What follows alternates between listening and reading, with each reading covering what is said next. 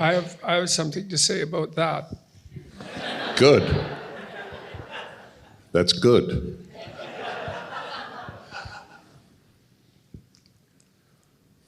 See, I don't think it's true. I mean, this is why. I got motivated to do what I've been doing, and I've been doing what I've been doing for, I would say, since about 1979, in one form or another, because things take a long time to generate. And one of the things I learned in the early 80s was that people have a great capacity for evil, and I didn't really understand that of myself until the early 80s, something like that, after meditating on it for a long time. And so I would say, it's not that I would never claim to be good. I think it's dangerous. But I did become terrified of how terrible I could be. And I mean, I became terrified about how terrible human beings could be, and that's one thing, but that's easy. It's easy to confuse that with other human beings. You know, it's a different thing to understand that it's true of yourself. I often recommend to my students that they read history as a perpetrator and not as a victim or a hero. And people very seldom do that, and it's no wonder. But I would say, perhaps, that I became terrified enough from learning what I learned that I tried to avoid the pathways that lead people to the dark places that they go. And there's something in that that might approximate good. Yeah, it does approximate good. I would agree with that.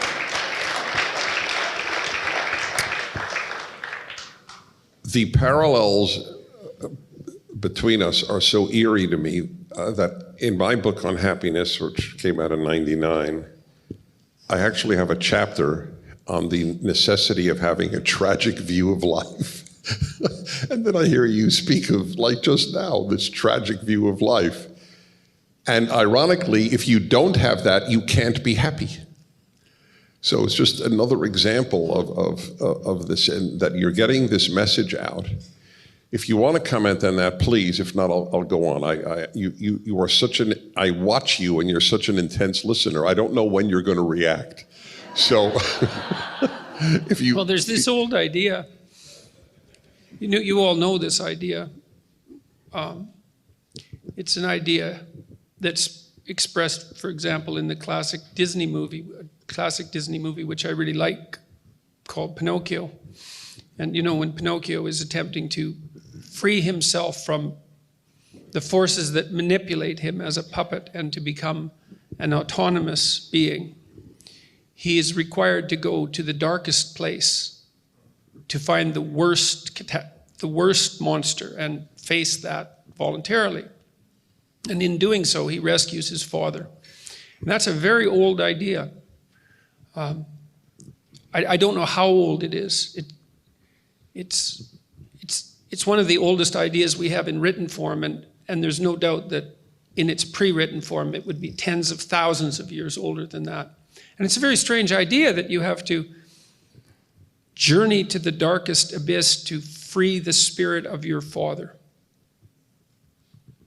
But there's a reason for it, and it has to do with the tragic view of life, which is that you can't discover what you're capable of being or withstanding, and those are the same things, without, if you hide away from any of the things about life that are terrible but true. And the reason you can't discover who you are without doing that is that only necessity will force that out of you. I mean that from the perspective of learning. If you go work in a palliative care ward, you'll learn to deal with death. You'll learn the psychological strategies necessary, the steps. You'll become more informed. But it's deeper than that even. We know now from a biological perspective that if you put yourself in new situations, in new and challenging situations, that new genes turn on in your nervous system and code for new proteins that produce new neurological structures. And so you can't even be what you are fully biologically unless you expose yourself to everything that you can expose yourself to as you journey through life. The old idea of a pilgrimage was predicated on that idea, as is walking the in Chartres Cathedral, the labyrinth. The idea that you walk the labyrinth in Chartres and you come to the center is that you traverse every corner of the world, quarter by quarter, and then you come to the center. And the center is the center of the church, and it's the center of the crucifixion, it's the center of suffering. And you can't get to what that center signifies without having journeyed everywhere. And so the tragic view of life is necessary because it puts you on the journey that reveals to yourself who you could be if you were courageous as you could be and as truthful as you could be. And that's equivalent to discovering, to revivifying your dead father, because you are an ancient creature in some sense, and perhaps one with a spark of divinity inherent in it, but you will never release that unless you're willing to go everywhere that you have to go, because only necessity will call that out of you. And so you can't be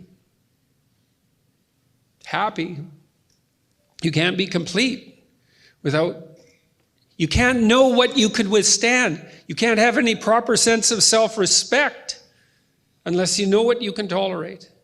And if you avoid everything that you have reason to avoid, but should nonetheless not avoid, you won't know who you are, and then you can't live properly.